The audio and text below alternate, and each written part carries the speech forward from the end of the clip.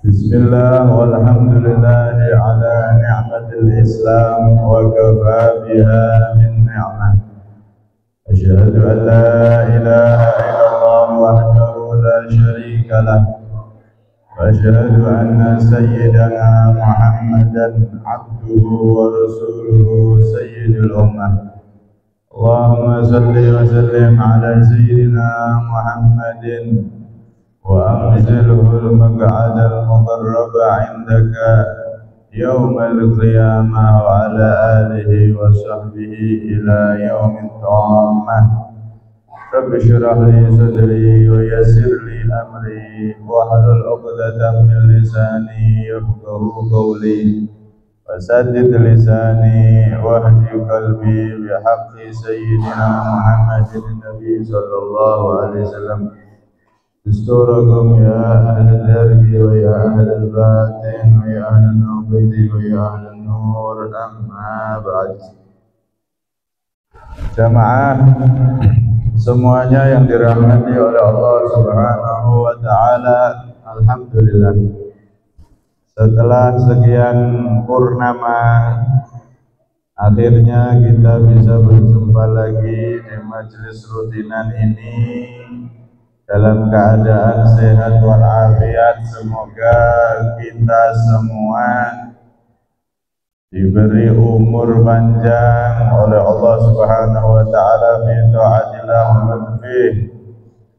Dan semoga setelah itu kita semua diberi kesempurnaan husnul khatimah, amin Allahumma amin. Dan semoga kita termasuk orang yang benar-benar minal aidin, orang yang kembali fitrah, kembali suci, dan juga kembali bertemu Ramadan di tahun-tahun yang akan datang dalam keadaan yang lebih baik lagi, amin Allahumma wal faizin. Dan semoga kita tergolong orang yang beruntung dunia dan akhirat, amin Allahumma amin. Qala al-musannif radhiyallahu anhu wa nafa'ana bi bidarin, amin. Hadis yang ke-42 atau hadis yang terakhir.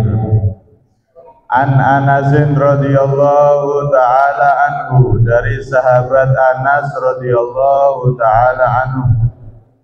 Qala, beliau berkata, sami'tu, aku mendengar Rasulullah sallallahu alaihi wasallam, kepada Rasulullah SAW, yaqulu, beliau sedang bersabda saat itu. Qala Allah Ta'ala, qala berkata, berfirman Allah itu Allah Ta'ala, artinya ini hadis qudsi.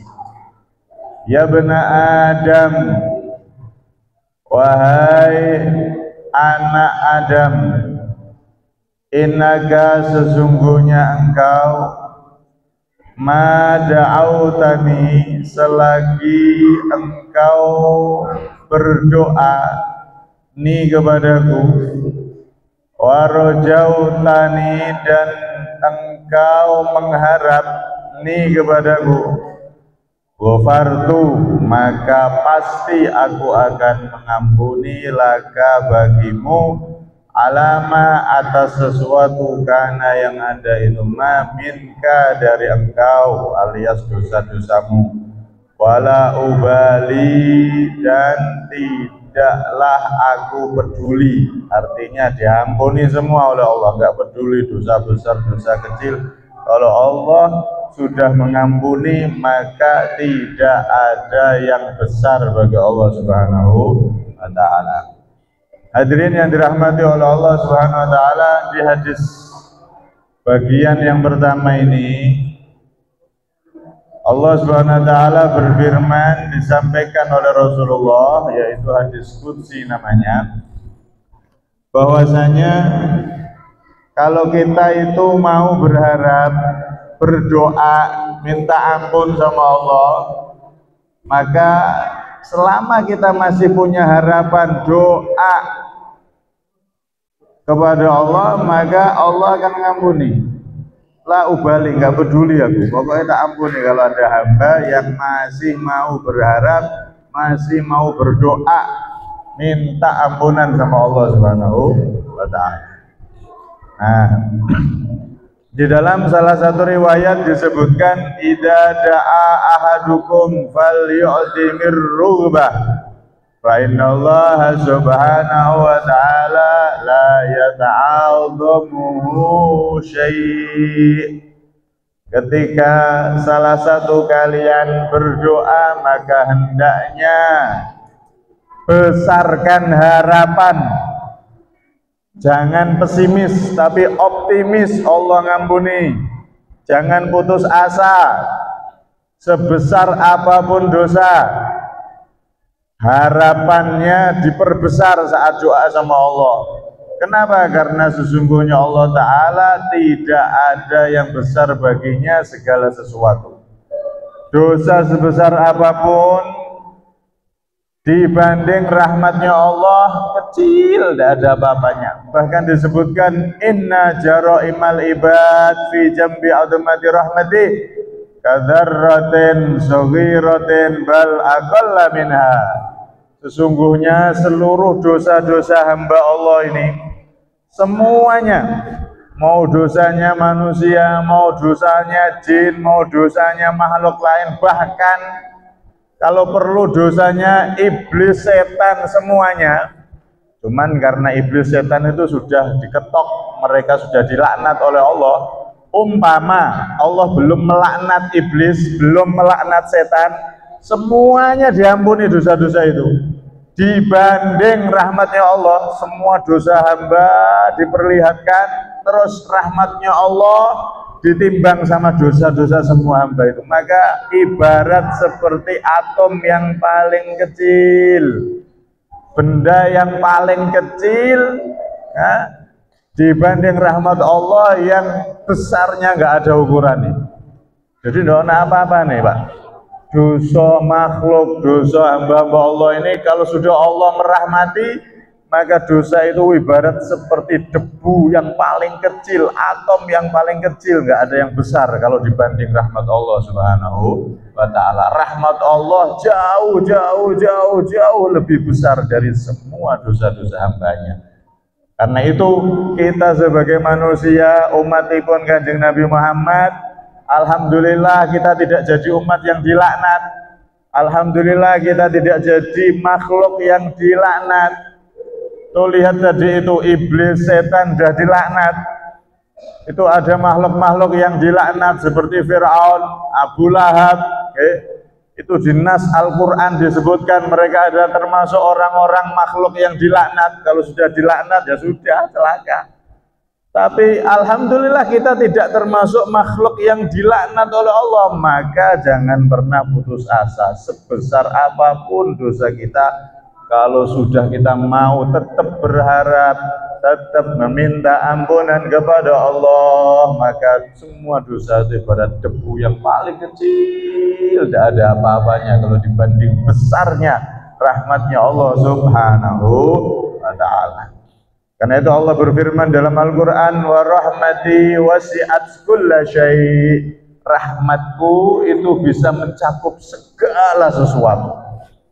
Segala sesuatu dicakup oleh rahmatnya Allah, bisa diampuni oleh Allah dengan rahmatnya yang begitu besar. Asal itu tadi tidak termasuk makhluk yang telah dilaknat. Nah, wis kadung dilaknat ya sudah, iblis, setan yang selamanya tidak akan dapat rahmatnya Allah. Fir'aun, Abu Lahab mau diistighfari, mau ditahlili ibaratnya, ya tidak bakal dapat rahmat Allah. Mereka sudah dinas di Al-Quran jadi makhluk-makhluk yang terlaknat, sudah dapat laknatnya Allah Subhanahu wa Ta'ala. Tapi kalau manusia biasa seperti kita tidak masuk dalam daftar orang-orang yang dilaknat, makhluk-makhluk yang dilaknat, maka jangan pernah putus asa. Allah Maha mengampuni segala dosa.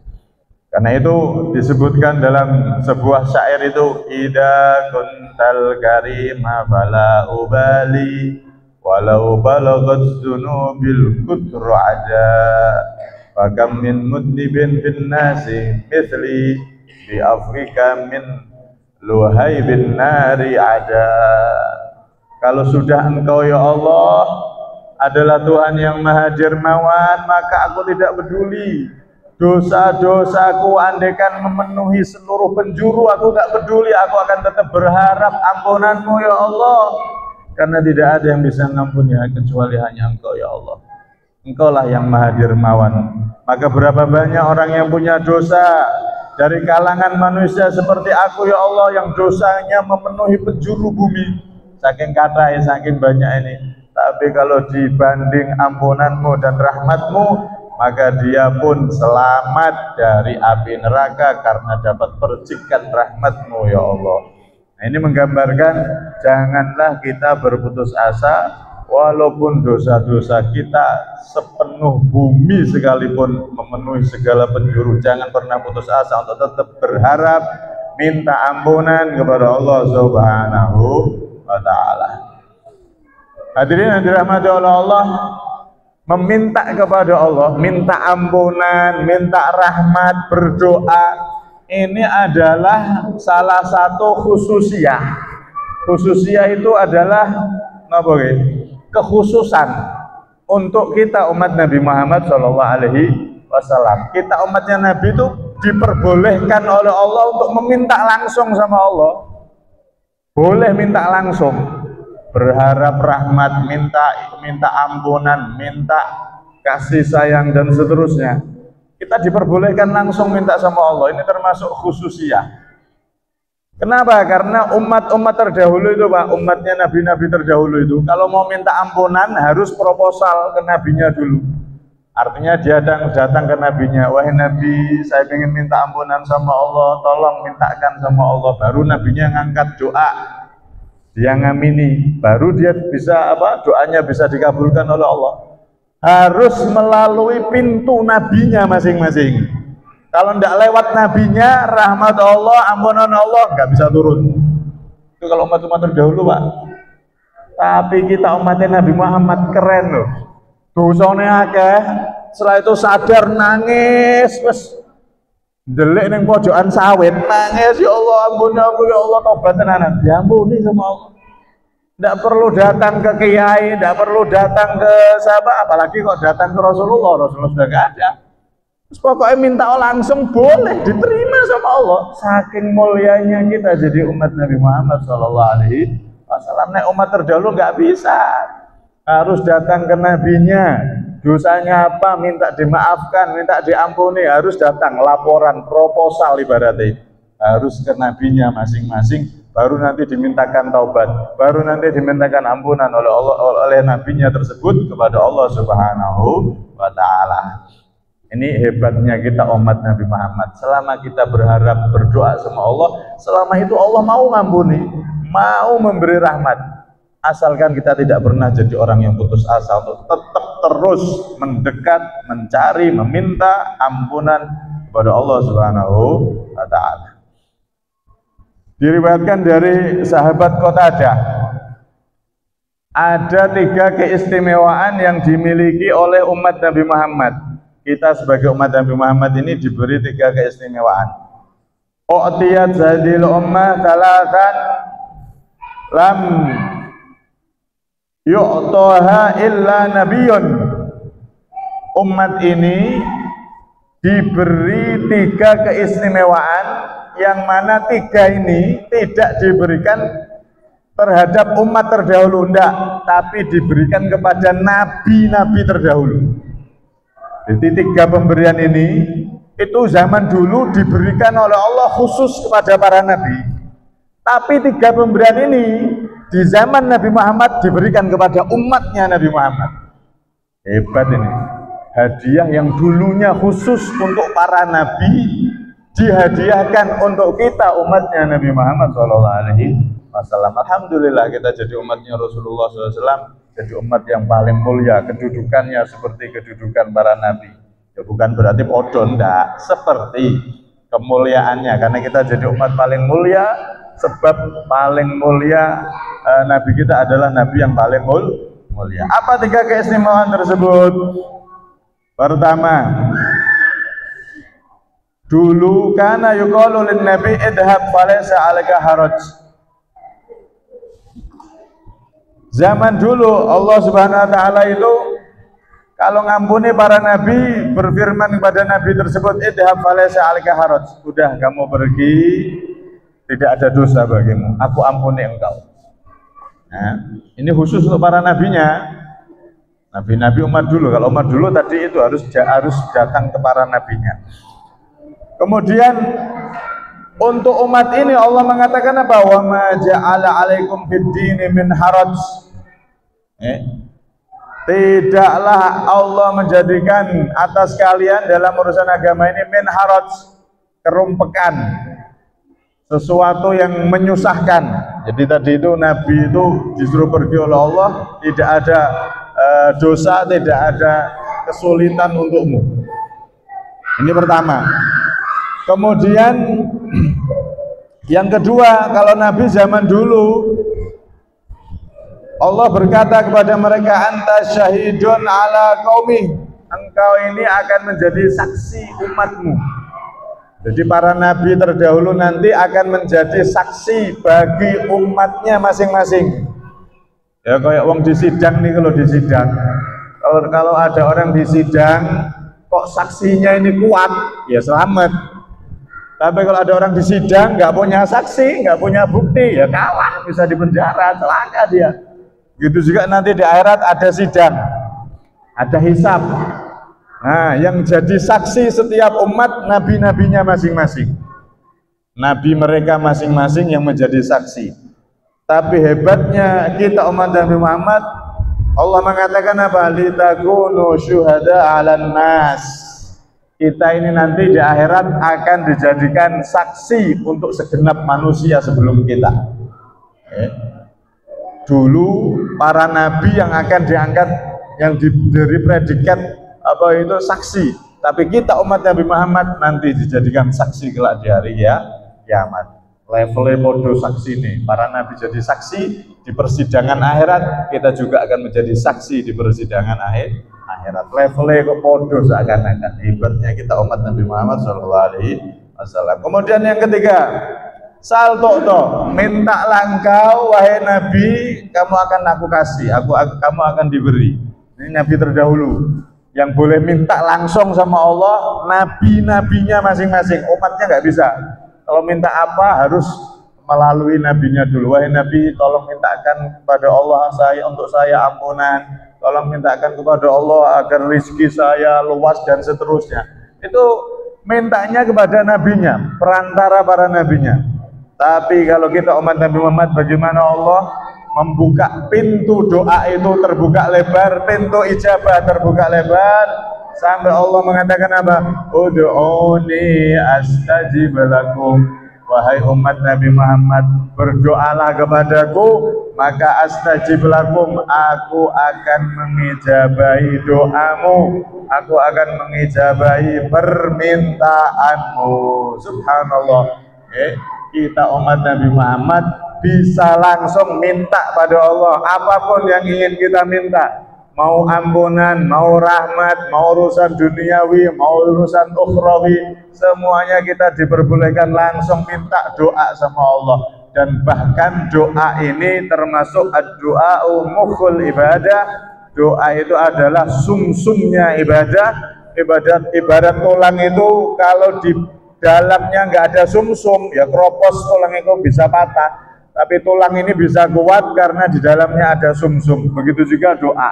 Doa ini adalah sumsumnya ibadah, mukhul ibadah. Salah satu inti dari ibadah adalah doa. Makanya kita jangan pernah bosan untuk doa sama Allah.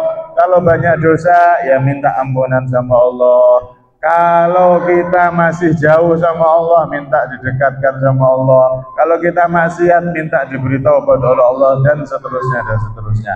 Itu semua diperbolehkan bagi kita. Dibuka lebar pintu doa, dibuka lebar pintu permintaan untuk kita semua umat Nabi Muhammad sallallahu alaihi wasallam. Timbul pertanyaan, semua yang terjadi di muka bumi ini kan sudah dijatah oleh Allah masing-masing. umur sudah dijatah sampai berapa, terus dijatah Allah, masing-masing sudah ada jatahnya. Rizki juga sama, sudah ada jatahnya, baik rizki berupa uang, rizki berupa pasangan, anak, dan seterusnya. Wes ana jatahe. Terus nanti dia wafatnya di mana, apakah di bumi sini, di daerah sini atau daerah sana, sudah ada semuanya. Loh kan sudah ditentukan semua. Kalau begitu nggak usah doa-doa, nggak usah minta-minta. Buat apa minta-minta? Semuanya sudah ditentukan, dijatah masing-masing oleh Allah. Maka pertanyaan ini dijawab itu tadi, doa itu bukan semata-mata untuk kita itu minta, itu enggak. Tapi di samping doa itu permintaan agar kita selalu dapat liputan rahmat, diliputi oleh rahmat Allah. Yang kedua tadi itu, doa ini adalah ibadah. Orang sudah berdoa itu, doa itu walaupun tidak dikabulkan di dunia, itu nilainya sudah pahala, sudah ibadah. Doa itu sudah bernilai ibadah dan bernilai pahala. Masalah dikabulkan itu urusan lain. Yang jelas Allah menjanjikan ud'uni astajib lakum. Doa pasti tak kabulno. Cuman sebagaimana dikatakan para ulama, Allah mengabulkan doa itu satu, kadang-kadang sesuai permintaan. Minta lancar rezeki, tenan, lancar tenan. Kalau begitu Allah lancar rezeki, Allah lancar tenan. Minta punya anak, dikasih anak, gak tanggung-tanggung, kembar selusin. Minta apa itu, macam-macam sesuai permintaan. Kadang Allah ngasih doa itu sesuai permintaan yang berdoa. Ada kalanya yang kedua, Allah nggak ngasih permintaannya, tapi diganti dengan yang lain, yang mana ini lebih baik untuk hamba tersebut. Ya Allah, kaya ya Allah. Allah tahu, oh, nah ini tak kayak sugih. Kalau tak kasih kaya, nggak bakalan ikut ngaji di masjid ini. Pasti ngitung duit siji, orang bakalan ngambah masjid nih, model-model wong iki tak kayak sugih, nggak bakalan di masjid. Gak bakalan ikut rutinan, gak bakalan. Akhirnya dikasih yang lain. Jaluk sugih gak sugih-sugih. Akhirnya khusuk, tambah khusuk ning masjid terus. Kadang-kadang Allah ngasih seperti itu, tidak sesuai dengan permintaan, diganti yang lain yang lebih baik, dan itu nanti menjadi pahala besar kelak di akhirat, menjadi kekayaan kelak di akhirat. Ada kalanya Allah itu nggak ngasih apa-apa, minta yang nggak dikasih dengan sesuai permintaan, juga tidak dikasih kebalikannya, kayak nggak ada apa-apa gitu. Doa tiap saat nggak ada apa-apa, nggak kelihatan apa-apa. Ternyata disimpan 100% oleh Allah, nanti diambil kelak di akhirat, menjadikan survei kejutan kejutan untuk hamba tersebut. Doa-doanya kayaknya nggak ada sama sekali yang diijabah, ternyata jadi kejutan. Hamba tersebut kelak di akhirat dapat pahala derajat yang begitu luar biasa, sampai hamba tersebut gembira dan takjub dengan doa-doa yang telah dipanjatkan. Nah, karena itu di sini jangan pernah kita putus asa untuk selalu meminta ampunan, minta rahmat, berdoa kepada Allah Subhanahu wa ta'ala. Imam Izzuddin bin Abdus Salam niku pernah ditanya, wahai Imam, kalau ada orang gaya ngomong begini, kita itu nggak perlu doa, kita tuh nggak perlu doa, maka apakah orang yang seperti ini itu hukumnya gimana, dosa apa enggak? Dia melakukan kewajiban, tapi dia nggak mau doa. Nek doa nggak, baru sholat penting, nggak mau doa, dia anti doa. Maka bagaimana orang seperti ini? Orang yang seperti ini, dia tidak mau sama sekali berdoa kepada Allah, dia dosa, kata Imam Izzuddin bin Abdus Salam. Kenapa? Karena orang yang meninggalkan doa berarti seakan-akan sombong, seakan-akan tidak butuh sama Tuhannya. Kayak orang lapar tapi dia tidak mau makan, terus tidak usah makan. Kalau Allah ngasih aku kenyang ya kenyang, ya wes tidak usah makan. Kau bisa nguparak ya. Kalau ada orang gaya tidak usah doa-doaan, penting ibadah, nggak perlu doa ngono, wiridan donga tenan, nggak usah doa-doa, itu nggak usah. Allah sudah tahu kok kebutuhan kita apa. Ya benar, kalimatnya benar. Tapi kalau ada orang yang seperti itu, dia anti doa, benar-benar gak mau doa, maka orang seperti ini dosa. Karena doa itu jelas diperintah oleh Allah Subhanahu wa Ta'ala. Ud'uni astajib lakum tadi itu. Nah, karena itu orang yang sering berdoa, banyak minta sama Allah, maka Allah akan semakin cinta, semakin senang. Orang itu kalau diminta oleh tetangganya, temennya, satu hari minta, besok minta lagi, besok minta bantuan utang, besok minta ini. Kalau orang itu diminta bantuan terus-menerus, tambah benci, tambah sumpek. Wong iki meneh teko rene mesti ki ono iki. Ono butuhe iki. Nek rene mesti njaluk utang, rene mesti njaluk bantuan. Orang itu kalau semakin diminta semakin bosan, semakin wegah nggih, males. Tapi kalau Allah semakin diminta, banyak kita doa. Kita selalu berdoa setiap saat sama Allah, malah Allah tambah senang. Kenapa? Karena doa itu menunjukkan seorang hamba tersebut sangat-sangat butuh, sangat-sangat perlu dengan Allah, sangat perlu dengan rahmat dan pemberian Allah Subhanahu wa Ta'ala. Karena itu jangan pernah kita putus asa dari dosa-dosa yang kita lakukan, dan jangan pernah kita pesimis ketika dalam kehidupan. Kalau kita dosa, minta ampun sama Allah. Kalau kita ada masalah, minta solusi kepada Allah Subhanahu wa Ta'ala. Terus berdoa sama Allah, terus meminta rahmat dan anugerah Allah. Jangan pernah jadi orang yang merasa nggak pantas. Saya ini sudah banyak dosa, wis nggak pantas aku njaluk. Kadang-kadang orang kan ngoten nggih, wis waken dosa, aku wis gak pantes meminta sama Allah, wis gak pantes, aku wis kakean dosa sebening neraka wis. Saya ini sudah terlalu banyak dosa, udah wis masuk neraka enggak apa-apa, memang saya sudah banyak dosa. Jangan begitu. Allah itu tidak peduli mau hamba itu banyak dosa dan lain-lain, asal kita masih berharap, mada'autani warajautani, masih berharap sama Allah, masih berdoa sama Allah, maka pasti akan diampuni oleh Allah Subhanahu wa Ta'ala. Dan wala ubali, kata Allah, aku tidak peduli, akan mengampuni hamba tersebut, akan memberi hamba tersebut anugerah-anugerah dari Allah Subhanahu wa Ta'ala. Allah gak peduli, pasti akan diberi anugerah ampunan kalau dia benar-benar mau meminta, tidak putus asa, selalu meminta kepada Allah Subhanahu wa Ta'ala. Isa kira pinten nih? Kirang berapa menit? Kira 5 menit. Oh, ngebon ya. Ini kalau diteruskan masih panjang. Ya, 5 menit lagi sudah Isya. Jadi intinya jangan pernah kita merasa pesimis, merasa nggak pantas, merasa putus asa, untuk tetap meminta ampunan Allah, minta rahmat Allah, untuk tetap terus mendekat kepada Allah Subhanahu wa Ta'ala. Gak usah nggak enakan sama Allah. Allah justru senang kalau ada hamba-hamba yang mau mendekat. Kalau kita nggak enak sama orang, bagus. Nggak enakan sama orang, mau minta bagus. Tapi kalau sama Allah jangan.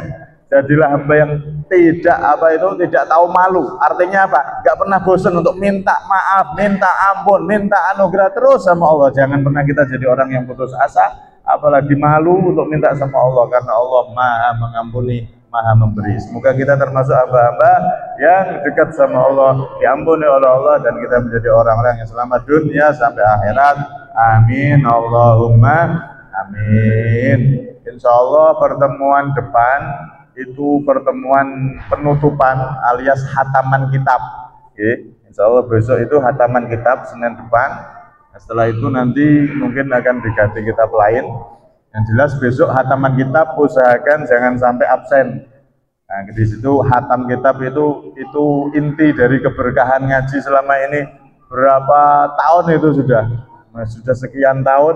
Itu nanti besok insya Allah kita hataman. Nah, kalau yang punya rezeki bisa bawa apa, niati untuk tabaruk, untuk keberkahan, ngambil keberkahan ketika hataman itu. Kalau jenengan punya rezeki bisa bawa apa, sudah terserah semampunya, diniati untuk hataman kitab besok malam Senin, besok pekan depan. Semoga kita semua diberi panjang umur, sehat walafiat, dan menjadi orang yang diberkahi oleh Allah Subhanahu wa Ta'ala. Amin Allahumma amin. Kurang bijak minta maaf. Hada minni wal afa minkum. Assalamualaikum warahmatullahi wabarakatuh.